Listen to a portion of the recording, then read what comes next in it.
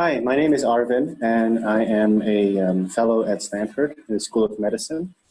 However, my background is, I also have some background in theology, and I think this is what puzzles some people. How can you be a scientist and also be religious? I was born in Indonesia, growing up in a very conservative Christian family. It has to be 7 days creation, 7 days, 24 hours. And definitely no evolution. Every species is created according to its own kind in Genesis 1. So that's what I grew up with. And that was definitely challenged as I went through high school. I had to debate with my AP biology teacher frequently. And I also had to struggle in university, right, where, okay, fine, evolution is a theory, it cannot be real, it's okay, the Bible is still the scientific text. And with that spirit, I went to Graduate Theological Union because they have the Center for Theology and Science, which is perfect, right? This is where I would see, theologians showing all the scientific proofs that creation is actually in 7 days and so forth and so on. But boy, was I wrong, meeting Ted Peters and Bob Russell, and these are the giants in the field. And they basically showed that it is probably an issue of biblical hermeneutics, depending on how you read scripture. Does it have to be literal? Does it have to be allegorical? What was the context of the writing of Genesis 1? Why was it necessary for them to have a science text of creation if they were under some kind of captivity, right, under slavery or something? So these all challenged my faith. These all challenged my science as well.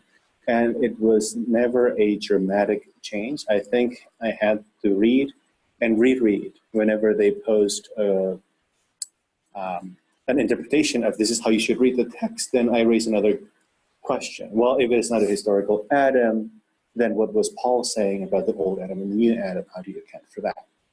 If it is not 7-day creationism, then how do you account for something else in the Bible? How do you believe the Bible if it is not inerrant? So I think every answer that I receive come up with more questions. And I think being a Christian is this constant struggle, not of having the easy absolute truth in literalism, but the openness to have moments of crisis of faith, right?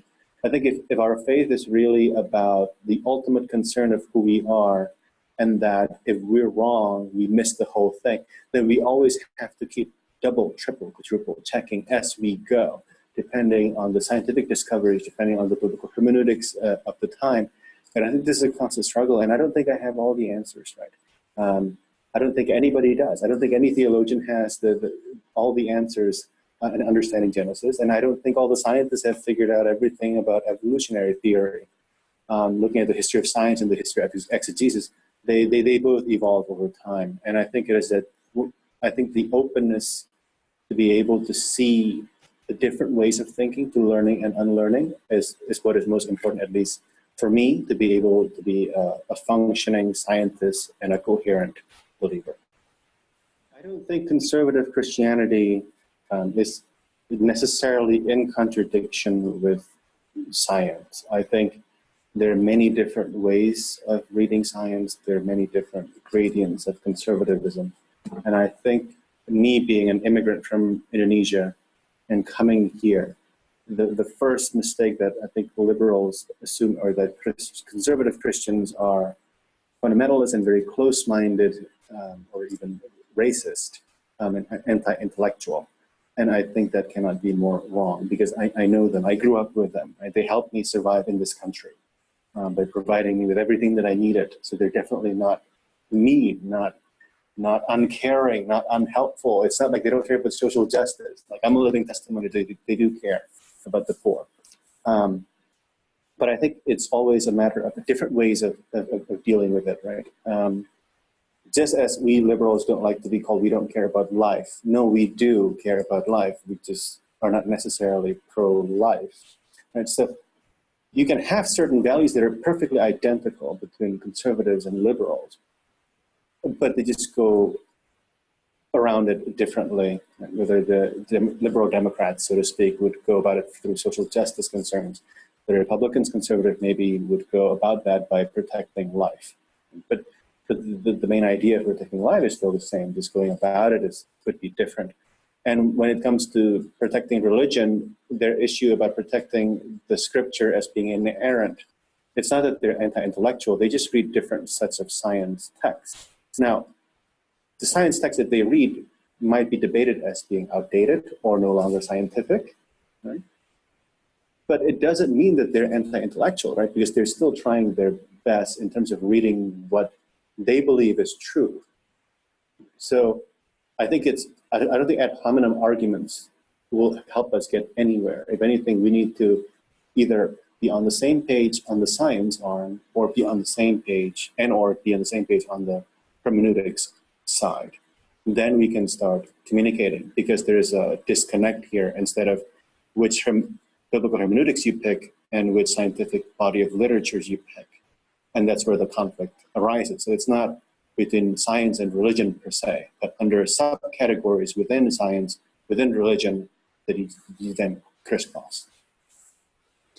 I think what is also interesting within the American context that Americans might not realize is that the view of conservatism in theology and their view of science is very deeply connected to the political views as well, whether you're Republican or Democrat, right? And it doesn't have to be like that. So I grew up in Indonesia, where it was under the dictatorship, who's now called a dictator. When I was there, I considered him as the father of my country, President Suharto, a dictator who lived for very long, governed for very long. And you know, we did not have a political identity, right? There is no choice. There's only one political party. There's only one way of thinking, and there's a certain nationalism. And so religion and science doesn't have to be tied up with politics. And I think that is something that Americans probably should dig in more. Otherwise, you're too polarized into the left or the right, as if there is no other option. And I don't blame you, because the context is always portrayed that way in the media. But as an outsider, as a non-American, we always see there are other ways to go around all these different issues.